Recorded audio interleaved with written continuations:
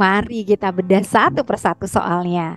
Yang pertama, kita akan ngobrolin di 5 soal pertama mengenai SJT yang berkaitan dengan resolusi konflik. Baik, yang pertama, contoh soal pertama. Seorang siswa di sekolah favorit seringkali terlibat dalam perkelahian dan perselisihan dengan siswa lainnya. Anda ingin menyelesaikan masalah ini dengan pendekatan dialog dan perdamaian. Namun, sekelompok guru berpendapat bahwa siswa tersebut sebaiknya dihukum tegas agar tidak menjadi contoh siswa lainnya. Apa yang sebaiknya Anda lakukan pada situasi ini? Bu Titi izin, mungkin Baik. nanti ada yang boleh langsung menjawab dengan menyertakan pendapatnya atau bisa juga menjawab melalui kolom chat ya Bapak dan Ibu peserta hari ini. Yang A, mengikuti pendapat sekelompok guru dan memberikan hukuman tegas kepada siswa tersebut. B, mengabaikan masalah ini dan membiarkan siswa tersebut terlibat dalam perkelahian dan perselisihan. C, melaporkan pada pihak berwajib agar ditindaklanjuti sesuai hukum yang berlaku. D, menyampaikan masalah ini kepada orang tua siswa dan meminta mereka untuk mengambil tindakan yang tepat. Dan yang E, membentuk tim mediasi untuk membantu siswa-siswa yang terlibat dalam konflik menyelesaikan masalah dengan pendekatan dan dialog perdamaian. Silakan Bapak dan Ibu yang mau menyampaikan jawaban langsung boleh raise hand. Ibu, untuk pertanyaan nomor 1, karena di sini saya juga sambil belajar ya Bu, kebetulan saya udah 5 kali ikut tapi belum ada rezekinya, mudah-mudahan di tahun ini saya ada rezekinya. Amin. Tadi nomor 1 ya, saya memilih opsi E Bu, karena jawabannya ini sangat tepat ya Bu. Yang pertama itu kita membentuk tim mediasi terlebih dahulu ketika ada perselisihan siswa di kelas atau di sekolah kita. Oke, baik teman-teman. Yang pertama yang harus dilakukan apa ketika dapat soal yang kayak gini? Yang pertama, sudah pernah saya sharingkan di seri 4, cari dulu kata kuncinya. Mari kita cari kata kuncinya dari soal ini. Nah, ini kata kuncinya. Seringkali terlibat dalam perkelahian dan perselisihan. Artinya ada konflik di sini, yaitu perkelahian dan perselisihan. Kemudian ada keinginan, yaitu pendekatan dialog dan perdamaian. Nah, kita spill satu-satu. Yang pertama, melaporkan pada pihak yang berwajib agar ditindaklanjuti sesuai hukum yang berlaku. Ini tidak logis. Sebaiknya kita abaikan atau kita coret dari pilihan. Kenapa? Karena kasusnya ini di sekolah dan semestinya menjadi tanggung jawab sekolah. Dan ini belum masuk ke dalam kasus tindak pidana yang polisi ataupun pihak berwajib masih terlibat. Kemudian mana lagi yang bisa kita anulir? Mengabaikan masalah ini dan membiarkan siswa tersebut terlibat dalam perkelahian dan perselisihan. Ini juga nggak mungkin, nggak logis. Kenapa? Karena bertentangan dengan tadi kata kunci, pendekatan dialog dan perdamaian, ingin diselesaikan. Tetapi kalau mengabaikan berarti ingat, ada nama baik sekolah yang menjadi taruhan. Ternyata jawaban yang A, mengikuti pendapat sekelompok guru dan memberikan hukuman tegas kepada siswa tersebut. Sekali lagi, ini bertentangan dengan tujuan awal. Anda kan inginnya masalah ini diselesaikan. Dan selanjutnya kita lihat pilihan D dan E. D bisa kok, ini bisa kita lakukan, yaitu menyampaikan masalah ini kepada orang tua siswa dan meminta mereka untuk mengambil tindakan yang tepat. Artinya bekerja sama dengan orang tua untuk menyelesaikan masalah ini bersama-sama. Pilihan E juga tepat, membentuk tim mediasi untuk membantu siswa-siswa yang terlibat dalam konflik menyelesaikan masalah dengan pendekatan dan dialog perdamaian. Nah, 2 opsi ini betul, tapi ingat kita harus pilih mana yang paling baik. Maka yang paling baik itu adalah yang E, membantu siswa-siswa yang terlibat dalam konflik menyelesaikan masalah dengan pendekatan dan dialog. Sekolah Anda menerapkan sebuah aturan di mana peserta didik tidak boleh membeli jajanan di luar sekolah. Hal tersebut tidak diterima oleh masyarakat sekitar karena dianggap mempersulit mata pencaharian mereka. Sehingga banyak masyarakat yang marah setiap kali melihat peserta didik maupun guru di sekolah Anda. Hal yang sebaiknya Anda lakukan sebagai guru ialah A, mengajak beberapa guru yang mendukung kepentingan masyarakat. B, mencoba mendekati salah satu masyarakat untuk berdiskusi dengan pihak sekolah. C. Menganjurkan peserta didik untuk membeli jajan di luar sekolah selepas jam sekolah. D. Tetap bersikap sopan kepada masyarakat meskipun diperlakukan kurang baik. Atau yang E. Melaporkan sikap masyarakat kepada pihak berwajib. Silakan teman-teman untuk menjawab soal nomor 2 ini. Oke, kolom chat sudah bertaburan jawaban Bu Titi. Baik, Masya kita tunggu juga ada yang raise hand, adakah? Teman-teman mohon izin kita bedah soal nomor 2 ini. Yang pertama tadi saya sudah memberikan tips di awal bahwa kita cari dulu kata kuncinya. Di sini ada kata kunci yaitu aturan. Kemudian tidak boleh membeli makanan atau membeli jajanan di luar sekolah. Banyak masyarakat yang marah. Nah, ini juga masalah. Jadi ada konflik, ada aturan, kemudian ada konflik ternyata di dalam aturan yang diberlakukan itu. Yang pertama, mari kita anulir dulu jawaban-jawaban mana yang tidak mendekati atau yang tidak logis berdasarkan narasi soal yang disajikan. Yang pertama yang E, melaporkan sikap masyarakat kepada pihak yang berwajib. Kenapa ini harus dianulir? Yaitu karena kalau kita laporin ke pihak yang berwajib, yang ada semakin nambah konflik dan memanaskan situasi. Ya, sudah masyarakatnya marah, kemudian dilaporkan juga kepada pihak yang berwajib. Ya, masyarakatnya menjadi memusuhi sekolah. Kemudian yang kedua, menganjurkan peserta didik untuk membeli jajan di luar sekolah selepas jam sekolah. Wah, ini sikap yang tidak berkomitmen terhadap aturan. Dalam artian kalau kita melakukan ini sama halnya kita mengajarkan peserta didik melanggar aturan yang sebetulnya sudah disepakati. Selanjutnya mana ya jawaban yang bisa kita anulir lagi, yaitu mengajak beberapa guru yang mendukung kepentingan masyarakat. Ini juga sama, sikapnya labil, gak komitmen, bahkan tidak menyelesaikan masalah. Yang ada nanti terjadi dua kubu nanti, guru yang pro sekolah, guru yang pro masyarakat. Maka bagaimana dengan jawaban yang B? Ini juga betul, mencoba mendekati salah satu masyarakat untuk berdiskusi dengan pihak sekolah dan tetap bersikap sopan kepada masyarakat meskipun diperlakukan kurang baik. Ini juga betul. Tapi antara B dan D, mana yang paling tepat, yang punya skor 5? Ternyata yang paling tepat itu kalau D dengan hanya bersikap sopan kepada masyarakat meskipun diperlakukan kurang baik. Betul, ini menunjukkan sikap yang bagus, tetapi tidak memberikan solusi terhadap masalah yang dipaparkan pada narasi soal. Karena ini masyarakatnya marah, gimana nih solusinya? Maka ternyata jawaban yang paling tepat adalah jawaban B. Mencoba mendekati salah satu masyarakat untuk diajak diskusi dengan pihak sekolah. Maunya masyarakat gimana, maunya sekolah gimana, ditemukan titik temunya, ditemukan solusinya bersama-sama. Seorang guru di sekolah ABC ingin mengadakan kegiatan penggalangan dana untuk membantu korban bencana alam di daerah terdampak. Ia mengajak seluruh siswa berpartisipasi menyumbangkan sebagian uang saku mereka. Salah satu siswa menolak untuk berpartisipasi karena ingin menghabiskan uang saku itu untuk membeli mainan baru. Apa yang harus dilakukan guru dalam situasi ini? A. Membuat kesepakatan dengan siswa tersebut agar ia tetap bisa membeli mainan dan ikut berpartisipasi dalam penggalangan dana. B. Membiarkan siswa tersebut menghabiskan uang saku untuk mainan baru tanpa konsekuensi. C. Melakukan penilaian negatif terhadap siswa tersebut dan mengabaikan partisipasinya dalam penggalangan dana. Yang D. Mendorong siswa tersebut untuk memahami pentingnya membantu sesama dan merelakan sebagian uang sakunya. Option E, mendorong siswa tersebut untuk memahami pentingnya membantu sesama dan merelakan sebagian uang sakunya. Oke, Bapak dan Ibu silakan menjawab pada kolom chat ataupun silakan langsung memberikan pendapatnya. Silakan raise hand.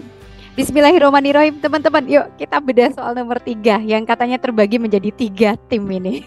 Konon kabarnya ada di kolom chat sedang perang nih, perang tim. Mari kita cari dulu kata kuncinya dari narasi soal ini. Oke, apa ya kata kunci pertama? Kegiatan penggalangan dana. Kemudian kata kunci kedua adalah siswa diajak berpartisipasi. Kemudian ada konflik. salah satu siswa menolak untuk berpartisipasi karena dia punya alasan juga. Nah, mari kita lihat dari 5 opsi ini mana yang bisa kita anulir dulu nih teman-teman ya. Mana yang bisa kita cut dulu. Izin ya, bismillah kita anulir dulu. Oh ternyata yang perlu dianulir yang pertama adalah yang C dulu. Melakukan penilaian negatif terhadap siswa tersebut dan mengabaikan partisipasinya dalam penggalangan dana. Seorang guru yang baik gak boleh kayak gini. Ini berarti gak adil dalam melakukan asesmen atau penilaian. Ingat, ketika melakukan penilaian ada beberapa syarat, yaitu adil, kemudian validitasnya cukup bagus, reliabilitas, kemudian juga punya instrumen yang jelas. Oke, bisa kita anulir ya pilihan C. Selanjutnya pilihan B. Membiarkan siswa tersebut menghabiskan uang saku untuk mainan baru tanpa konsekuensi. Kenapa harus dianulir? Ini loh teman-teman. Tadinya kan dengan penggalangan dana, guru itu bermaksud menumbuhkan sikap empati sekaligus sikap partisipasi. Kalau misalkan dia membiarkan siswa tersebut menghabiskan uang saku karena berprinsip pada oke, itu uang sakunya, itu haknya untuk menghabiskan. Saya nggak berhak sebagai guru untuk ikut campur dalam hal uang saku. Mohon maaf, nanti murid yang lain akan meniru. Dan ini jadi seperti virus ataupun energi negatif yang akan menyebar ke teman-teman lainnya. Sehingga gagallah seorang guru membangun konsep-konsep bagaimana seorang anak punya sikap empati terhadap lingkungannya. Selanjutnya mana lagi yang bisa dianulir? D. Mengadukan sikap siswa tersebut kepada orang tuanya. Ngadu, kok ngadu sih? Wah, kita sebagai guru berarti sama saja dengan mempermalukan siswa dan orang tua. Selanjutnya mana lagi yang bisa kita anulir ya Pak? Yang E. Yang E, iya betul. Yakin karena di situ ada kata merelakan, jadi istilahnya tidak ada kesepakatan Bu. Oke, siap. Yang mana ya? Sebetulnya A sama E itu sama besar, sama bagus sama baiknya. Nah mari kita lihat yang mana yang lebih baik di antara dua pilihan ini ya Pak. Ternyata yang kurang baik itu yang pilihan E, mendorong siswa tersebut untuk memahami pentingnya membantu sesama dan merelakan sebagian uang sakunya. Baik sih, tapi ini kesannya kita kayak maksa banget. Dia dipaksa untuk paham, ya, terus ngerelain sebagian uang sakunya tanpa ada solusi lagi, gitu kan. Tentu saja sikap ini biasanya akan menimbulkan beban di hati murid, gak sepenuhnya akan ikhlas.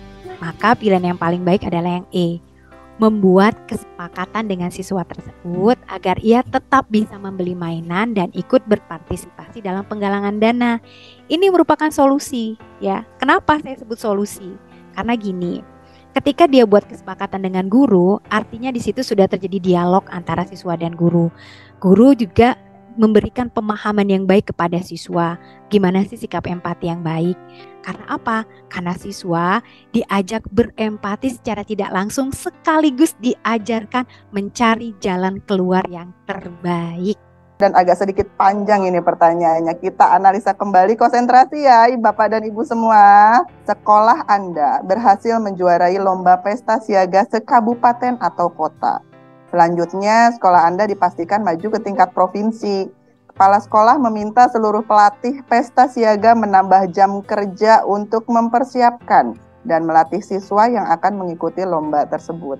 Anda termasuk salah satu pelatih siaga. Penambahan jam kerja membuat Anda harus pulang lebih lama dari biasanya. Sedangkan Anda mempunyai pekerjaan sampingan yang biasanya Anda kerjakan sepulang sekolah. Dalam situasi ini, apa yang sebaiknya Anda lakukan? Pilihannya A. Meminta izin kepada kepala sekolah untuk tidak mengikuti persiapan dan melatih siswa. B. Menerima penambahan jam kerja dengan tetap mengikuti persiapan lomba pesta siaga demi kepentingan bersama. C. Mengikuti persiapan lomba dengan melakukan pekerjaan sampingan yang biasa dilakukan. D.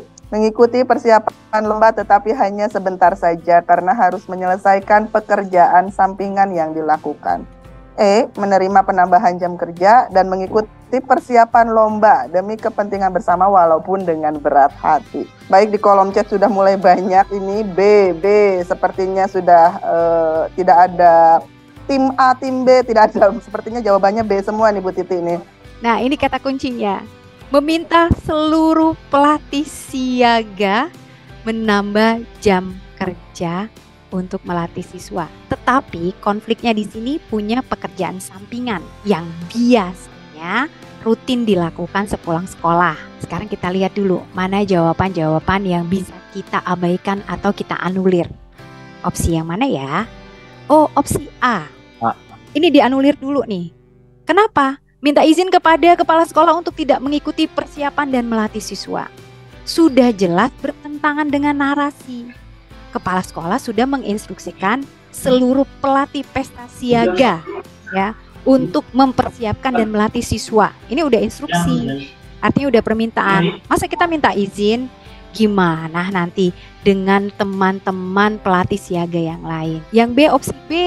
Ini kita simpan dulu ya. Menerima penambahan jam kerja dengan tetap mengikuti persiapan lomba pesta siaga demi kepentingan bersama. Ini cukup benar. Kita save dulu.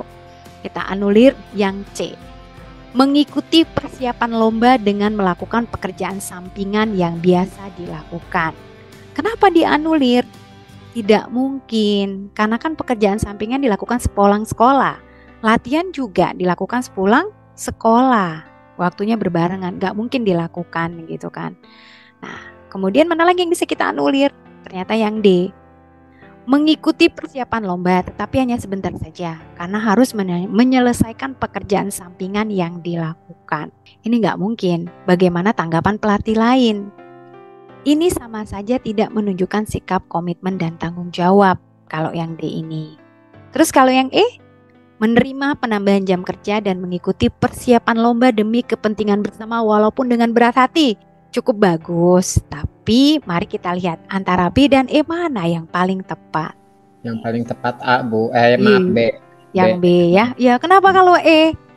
Karena di situ kan ada kata apa walaupun menerima jam kerja, di situ ada berat hatinya gitu, Bu. Iya. Jadi seolah-olah tidak ikhlas. Asik, cepat sekali, benar. Kalau dilakukan dengan berat hati, boleh jadi hasilnya tidak akan maksimal. Itu yang dikhawatirkan. Jadi jawaban yang paling tepat apa teman-teman? Yang B. Itu yang B yang paling logis ya teman-teman. Yang B. Kita soal terakhir di resolusi konflik ini ya teman-teman. Untuk soal ini saya bacakan kembali. Anda ditugaskan menjadi pembina ekstrakurikuler pramuka. Minggu ini Anda merencanakan perkemahan Sabtu Minggu atau persami. Anda memahami untuk mengadakan kegiatan pada hari libur harus mengajukan surat izin. Seminggu sebelum pelaksanaan, Anda segera menugaskan Rani, peserta didik, sebagai sekretaris pramuka untuk membuat surat permohonan izin kegiatan persami. Dikarenakan kesibukan, Anda lupa menanyakan kembali mengenai surat izin tersebut. Sampailah pada hari Jumat, Anda baru menanyakan apakah surat tersebut disetujui atau tidak. Ternyata Rani hanya membuat surat tersebut dan belum memprosesnya kepada wakil kepala sekolah bagian kesiswaan atau wakasek. Dalam keadaan mendesak, apa yang harus Anda lakukan? A. Menyuruh Rani segera memproses surat tersebut sebelum wakasek kesiswaan dan menjelaskan prosedur yang harus dilalui dalam surat menyurat. B. Menyuruh Rani segera memproses surat tersebut sebelum wakasek kesiswaan pulang dan menugaskan ke Rani untuk mempelajari prosedur surat menyurat. C. Menyuruh Rani membatalkan pengajuan surat izin dan menyusun ulang jadwal persami. D. Mengajak Rani untuk segera menemui wakasek kesiswaan untuk menandatangani surat tersebut dan menugaskan ke Rani untuk mempelajari prosedur surat menyurat. E.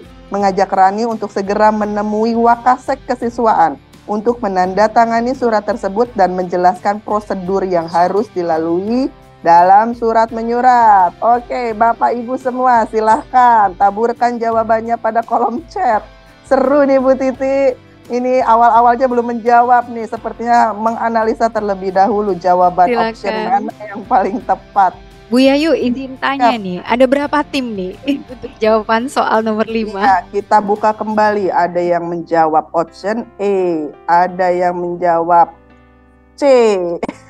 C ada ya? Iya, tapi lebih banyak ke option yang E, Bu Titi. Jawabannya ini teman-teman sepakat di E sepertinya.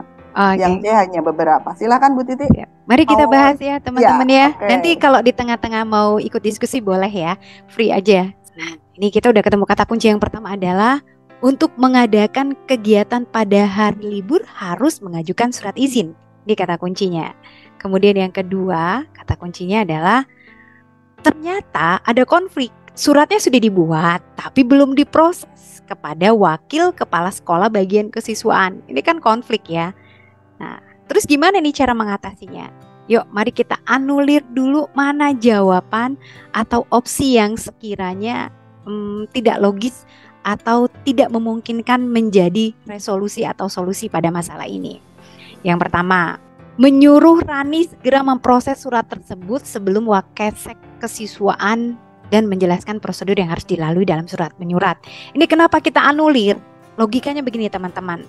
Rani itu nggak paham memproses surat. Gimana dia disuruh gitu ya untuk memproses surat.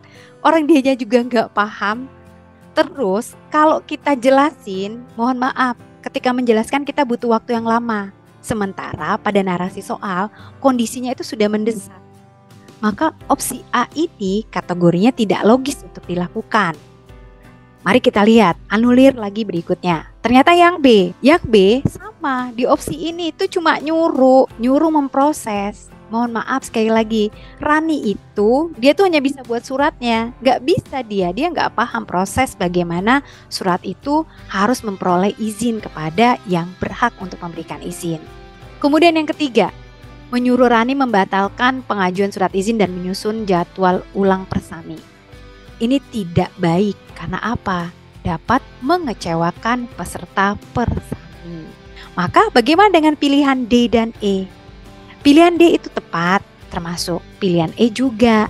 Tapi di antara dua opsi ini, mana yang paling baik yang bisa mendapatkan solusi yang efektif? Yang D. Bu. Yang E ya Pak ya? Oke. Yang E. Oke, yakin ya Pak? Ternyata kita coret yang D ya. Kenapa? Benar tadi kata kuncinya. Mempelajari itu butuh waktu lebih lama dibanding memperoleh penjelasan. Maka yang paling tepat adalah yang E. Nah, Rani sambil diajak menemui Wakesek, itu kan solusi nih, biar suratnya juga cepat beres. Sambil dijelaskan, sambil jalan juga sambil mengimplementasikan. Ini loh stepnya, ini loh stepnya, ini loh stepnya, begitu. Baik, terima kasih Bu Titi. Oke, tipe soal terakhir dalam SJT ini yaitu tentang akademis dan praktisi. Siap-siap ya. Contoh soal 1, Anda adalah seorang guru di sekolah A. Anda ingin mendidik siswa-siswa melalui pendisiplinan. Strategi yang dapat Anda lakukan adalah A. Pemberian sanksi fisik yang penting tidak sampai mencederai siswa. B. Membuat aturan denda untuk setiap pelanggaran. C. Membuat aturan tata tertib sekolah yang Anda tempel di sudut-sudut kelas. D. Mensosialisasikan aturan kelas kepada orang tua siswa. E. Membuat tata tertib bersama siswa demi kebaikan bersama. Oh, jawabannya langsung banyak Bu Titi di kolom chat. Semua ini rata-rata menjawabnya ini teman-teman semua. Satu tim rupanya. Oke, langsung ya kita eksekusi ya. Siap. Iya, Bu Olivia ini yang tadi sepertinya Bu Titi ya masih respon ya. Oke. Silakan. Saya izin mengeksekusi soal ini teman-teman. Yuk, kita lihat, cari kata kuncinya dulu. Mendidik siswa-siswa melalui pendisiplinan. Jadi kata kuncinya bagaimana mendidik siswa-siswa melalui pendisiplinan. Jadi strateginya seperti apa? Kita lihat dulu opsi mana yang bisa kita hapus atau kita anulir. Nah, strateginya yang mana ya? Yang A, pemberian sanksi fisik yang penting tidak sampai mencederai siswa. Ini dihapus ya, kita anulir. Jelas kita sepakat bahwa sanksi fisik itu tidak menumbuhkan kesadaran tetapi justru menumbuhkan kekerasan lain gitu ya. Dan mohon maaf kalau kita ngasih sanksi fisik itu sama saja bukan termasuk disiplin positif. Kemudian jawaban mana lagi yang bisa kita anulir? Membuat aturan denda untuk setiap pelanggaran. Ini juga harus dianulir. Kenapa? Aturan denda ini boleh jadi memberatkan peserta didik dari ekonomi yang kurang mampu. Ingat, peserta didik kita di sekolah beragam. C, betul nggak? Oh C, betul. Membuat aturan tata tertib sekolah yang Anda tempel di sudut-sudut kelas ini juga oke menurut saya pilihan ini. Kemudian yang D juga mensosialisasikan aturan kelas kepada orang tua siswa. Ini juga betul. Karena apa? Karena biar orang tua juga bekerja sama dengan guru. Yang E juga betul. Jadi mana nih yang paling tepat antara 3 pilihan ini? Mari kita cek dulu lebih dalam. Mana yang bisa kita anulir? Membuat aturan tata tertib sekolah yang Anda tempel di sudut-sudut kelas. Ini bagus, cukup baik. Tapi ini sebagai bentuk sosialisasi saja, belum memberikan dampak yang besar dan solusi. Ya, hanya sebagai sosialisasi aja, pengingat, reminder buat anak-anak, tapi belum kasih dampak yang besar. Kemudian bisa kita atur yang mana? Oh, yang ini mau sosialisasikan. Ini bisa kita delete. Kenapa? Bisa kita anulir.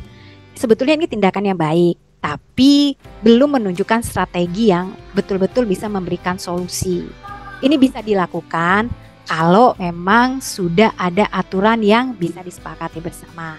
Maka pilihan yang paling tepat adalah E, membuat tata tertib bersama siswa demi kebaikan bersama. Kata kuncinya adalah tata tertibnya dibuat barengan sehingga terjadi kesepakatan belajar. Ini namanya disiplin positif. Kenapa? Kalau kita buatnya tata tertibnya bersama, bikin kesepakatan belajar bersama, siswa juga merasa bertanggung jawab. Siswa juga merasa ikut bagian membuat aturan itu. Sehingga ketika dia dimasukkan atau dilibatkan ketika membuat aturan, dia merasa memiliki aturan tersebut.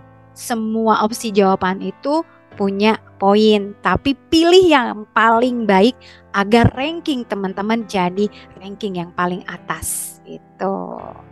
Lanjut ya Bu Yayu, silakan. Siap. Nomor Oke, 2. contoh soal 2. Anda adalah guru yang mendapatkan tugas dari kepala sekolah untuk melakukan sebuah penelitian yang berkaitan dengan metode pembelajaran. Penelitian ini bertujuan untuk meningkatkan efektivitas pembelajaran di sekolah. Namun, sekolah tidak memiliki dana untuk mengadakan penelitian tersebut. Bagaimana sikap Anda? A. Mengajukan proposal penelitian kepada lembaga penelitian yang diselenggarakan pemerintah agar mendapat dana bantuan untuk menyelesaikan penelitian secara optimal. B. Tetap melaksanakan penelitian sampai tuntas dengan memanfaatkan fasilitas yang ada di sekolah. C. Menolak secara halus permintaan kepala sekolah karena merasa ada guru yang lebih senior. D. Menolak karena pendanaan merupakan modal utama sebuah penelitian dapat berjalan. E. Menerima permintaan kepala sekolah tetapi meminta guru lain untuk menyelesaikannya. Ya, oke. Silakan teman-teman di kolom chat sudah beberapa tim A, B jawabannya. Oke. Bervariasi ya Bu Yayu. Bervariasi betul sekali. Bu Titi, mendapatkan tugas dari kepala sekolah. Ini adalah key pertama. Kemudian key yang kedua adalah penelitian yang berkaitan dengan metode pembelajaran. Ini key kedua. Selanjutnya key ketiga, tidak memiliki dana. Oke, opsi E jelas kita tolak. Menerima permintaan kepala sekolah tetapi meminta guru lain menyelesaikan. Ini jelas-jelas harus kita anulir. Kenapa? Karena menunjukkan sikap kurang bertanggung jawab. Dan nanti di kemudian hari akan ada resikonya. Ketika kita diminta melakukan presentasi, ketika kita ditanya-tanyai terkait penelitian ini, kita nggak akan bisa menjelaskan konsepnya. Jadinya zong nanti, ketahuan deh nanti plagiat atau bohongnya. Maka E kita anulir. Mana lagi yang bisa kita anulir? Ternyata yang D, menolak karena pendanaan merupakan modal utama sebuah penelitian dapat berjalan. Mohon izin, kalau orientasi kita selalu dana, maka ini menunjukkan sikap pesimis dan sikap tidak mau menganalisis kekuatan lain yang dapat kita manfaatkan untuk penelitian. Boleh jadi kita kurang kreatif tadi ya. Next, mana lagi yang bisa kita anulir? Ternyata yang C, menolak secara halus permintaan kepala sekolah karena merasa ada guru yang lebih senior. Tunggu, narasi soal kita yang diminta. Artinya kalian atau Anda yang dipercaya, bukan guru lain atau senior Anda.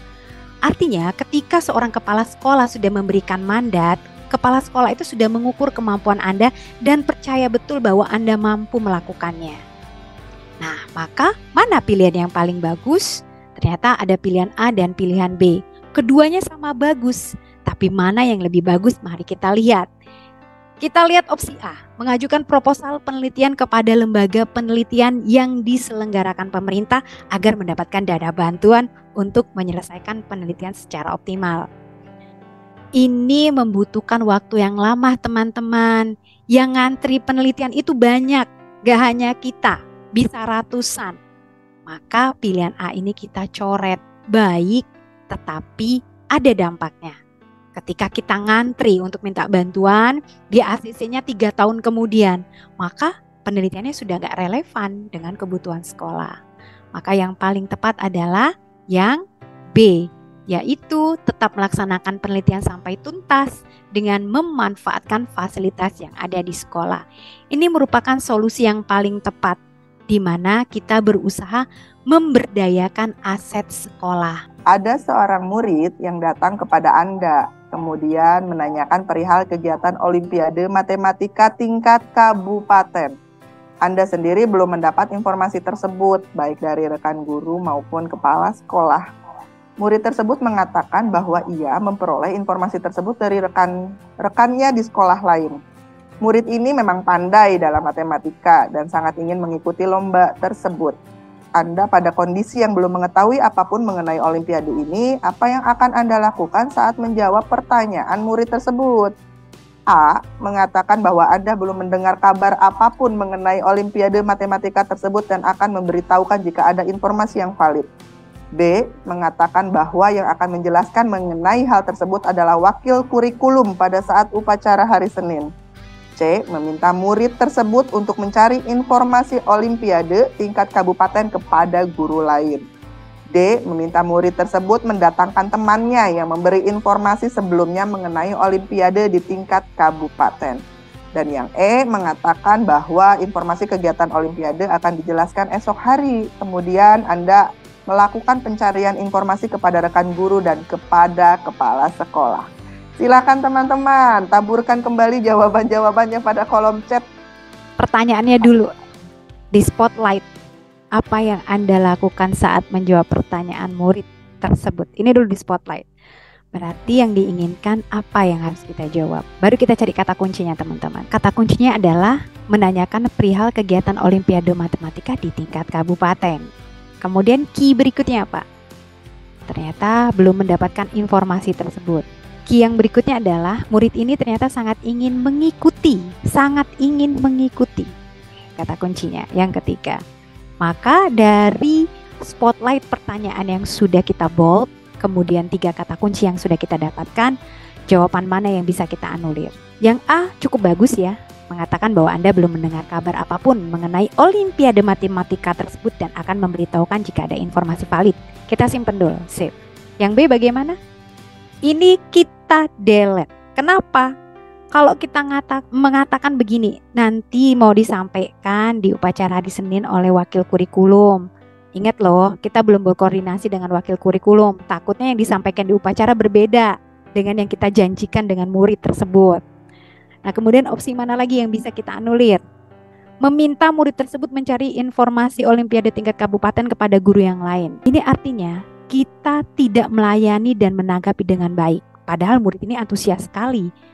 Dan boleh jadi ketika murid tersebut menanyakan kepada kita, kita yang paling dipercaya dibandingkan guru-guru yang lain. Ya, dengan harapan saya menanyakan kepada guru yang saya percayai, karena guru ini yakin punya jawaban yang memuaskan untuk saya. Gitu. Jadi kita anulir yang C. Yang D bagaimana? Meminta murid tersebut mendatangkan temannya yang memberi informasi sebelumnya mengenai Olimpiade di tingkat kabupaten. Ini enggak solusi juga, kurang efektif, dan belum tentu temannya itu cuma dengar kabar burungnya aja, belum tentu informasinya valid, belum tentu temannya tahu syarat-syaratnya apa, gimana prosesnya, gimana prosedurnya. Ini enggak efektif dan bukan solusi juga. Bagaimana dengan pilihan E? E juga bagus ternyata. Mengatakan bahwa informasi kegiatan Olimpiade akan dijelaskan esok hari. Kemudian kita melakukan pencarian informasi kepada rekan guru atau kepala sekolah atau referensi lain lah begitu. Maka mana dari 2 jawaban ini yang bisa kita anulir? Ternyata yang bisa kita anulir adalah jawaban A. Jawaban A teman-teman. Alasannya kenapa? Kita ngomong nih ke murid kita. Nanti ya, ibu cari dulu kabarnya, cari dulu informasi yang valid. Ini dengan catatan ya, maaf, secara tidak langsung kita memberikan kekecewaan kepada murid karena kita minta ia menunggu. Minta dia menunggu sementara dia sedang antusias-antusiasnya. Sementara ia sedang sangat semangat-semangatnya. Dan mohon maaf, ini juga menunjukkan ketidakmampuan Anda untuk mencari informasi. Karena Anda cuma nunggu, sama-sama nunggu gitu. Akan lebih baik, yang paling tepat itu adalah E. Anda memberikan harapan yang baik nanti akan Ibu jelaskan besok sambil Anda juga ikhtiar. Ini merupakan solusi yang paling baik. Karena ini adalah memberikan respon yang baik, meminta kepada murid tersebut untuk tenang dulu, dan kita juga berusaha mencari solusi.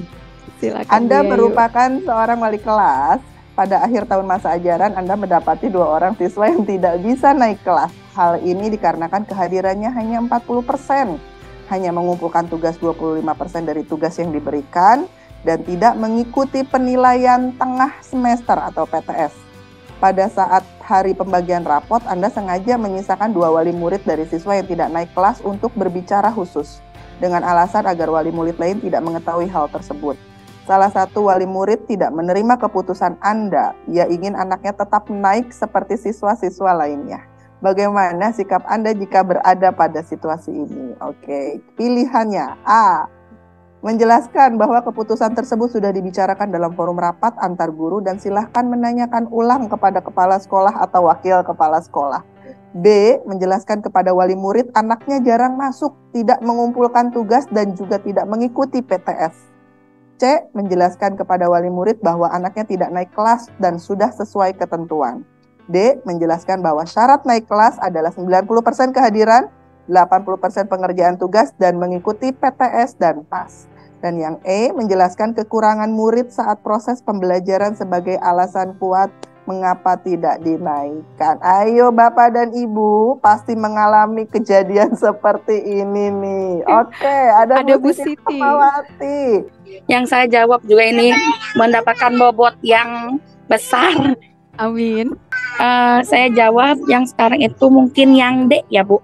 Nanti saya akan menjelaskan bahwa syarat naik kelas adalah 90%, kehadiran 80%, terus pengerjaan tugas dan mengikuti PTS dan PLS gitu Bu. Terima kasih. Oke, ini dulu, spotlight dulu. Maunya apa? Salah satu wali murid tidak menerima keputusan Anda. Ia ingin anaknya tetap naik seperti siswa-siswa lainnya. Bagaimana sikap Anda? Jadi spotlight situasi yang Anda hadapi saat ini. Maka cari dulu kata kuncinya. Yang mana? Anda mendapati 2 orang siswa tidak bisa naik. Nih, nggak naiknya kenapa? Kita spotlight. Ternyata ada data. Hadir hanya 40%. Ngumpulin tugas 25% dari tugas yang diberikan. Dan paling fatal tidak mengikuti PTS. Oke, ini udah jadi data buat kita ya. Oke, sekarang kita pilih nih, atau bisa kita eliminasi. Yang E, menjelaskan kekurangan murid saat proses pembelajaran sebagai alasan kuat mengapa tidak dinaikkan. Mohon ini di-delete atau dieliminasi. Kenapa? Karena ketika kita melakukan ini semakin membuat wali murid tersulut emosinya dan gak ada solusi. Kita jelasin terus kekurangan anaknya, makin marah dong dia dan pasti terjadi berbantah-bantahan. Tidak Bu, anak saya di rumah seperti ini. Oh tidak Bu, anak ibu di sekolah seperti ini. Ini gak akan menemukan solusi, malah makin panas suasananya. Kemudian mana lagi? Kita bisa delete. Nah ini menjelaskan bahwa keputusan tersebut sudah dibicarakan dalam forum rapat antar guru dan silakan menanyakan ulang kepada kepala sekolah atau wakil kepala sekolah. Pilihan ini juga tidak logis, dapat kita eliminasi. Kenapa? Karena hanya beralasan berdasarkan rapat guru. Jadi pijakan, acuan atau referensinya tidak kuat. Mana lagi kemudian bisa kita eliminasi? Ternyata B cukup baik, C cukup baik, D juga cukup baik. Tapi mari kita lihat dari 3 jawaban ini mana yang bisa kita anulir. Ternyata yang C, menjelaskan kepada wali murid bahwa anaknya tidak naik kelas sudah sesuai ketentuan. Hanya itu aja. Tidak menjelaskan secara terperinci. Bu, A tidak naik karena sudah sesuai standar penilaian sekolah kita. Sudah ketentuannya begitu. Orang tua murid gak akan terima. Karena apa? Gak logis, gak ada alasan yang kuat. Bagaimana dengan opsi B dan D? Mana yang lebih baik di antara kedua opsi ini? B cukup masuk akal. D juga cukup masuk akal. Maka yang paling baik adalah ternyata opsi D. Kenapa opsi B enggak? Karena alasannya tidak diperkuat dengan data. Cuma ngomong gini doang. Bu, gak saya naikkan karena jarang masuk, gak ngumpulin tugas, gak ngikutin PTS juga. Jadi maaf ya, mengulang lagi di kelas yang lama gitu. Itu juga tidak memberikan data yang akurat. Yang paling tepat adalah opsi D. Karena apa? Di sini paling ideal. Karena menjelaskan secara terperinci data syarat seorang anak bisa naik kelas. Soal terakhir, di sekolah Anda adalah guru kelas sekaligus merangkap sebagai bendahara BOS. Sebagai bendahara BOS sudah kewajiban Anda mengatur keuangan sekolah. Salah satunya adalah membayar tenaga pengajar ekstrakurikuler pramuka. Kegiatan ekstrakurikuler pramuka dilaksanakan seminggu sekali setiap hari Jumat. Kelas yang mengikuti pramuka hanya kelas atas, yaitu kelas 4, 5, dan 6. Untuk setiap pertemuan, tenaga pengajar mendapat uang transport sebesar Rp50.000. Sehingga dalam 1 bulan uang transport yang diterima Rp200.000 dengan rincian 4 kali latihan ekstrakurikuler. Dalam perkembangan ekstrakurikuler pramuka, Anda mendapat laporan bahwa tenaga pengajar ekstrakurikuler pramuka kurang terampil dan sangat santai dalam mengajar. Sehingga terkesan hanya membuang-buang waktu. Kepala sekolah belum mengetahui informasi ini. Sebagai bendahara BOS, yang dapat Anda lakukan adalah A. Melaporkan hal tersebut kepada kepala sekolah agar segera diambil tindakan yang tegas. B. Menegur dan menasehati tenaga pengajar ekstrakurikuler pramuka agar bekerja sesuai tupoksinya. C. Menegur dan menasehati tenaga pengajar ekstrakurikuler dengan tetap memberikan uang transport sebesar Rp200.000. D. Memberikan uang transport Rp200.000 sesuai dengan banyak latihan yang dilakukan sebagai bentuk kesanggupan sekolah dalam penyelenggaraan kegiatan ekstrakurikuler. Dan yang E. Memberikan tambahan uang transport agar pengajar ekstrakurikuler pramuka lebih semangat. Baik, silakan Bapak dan Ibu pilih opsi yang mana jika Ibu dan Bapak diposisikan sebagai bendahara BOS dan mengalami hal seperti ini. Kira-kira jawaban mana yang paling tepat ya? Seperti itu Bu Titi. Silakan, yang mana teman-teman? Kalau saya mungkin ini juga agak mengecoh ya, tapi kayaknya jawaban lebih condong ke C ya Bu ya. Menegur dan menasehati tenaga pengajar dengan tetap memberikan uang transport.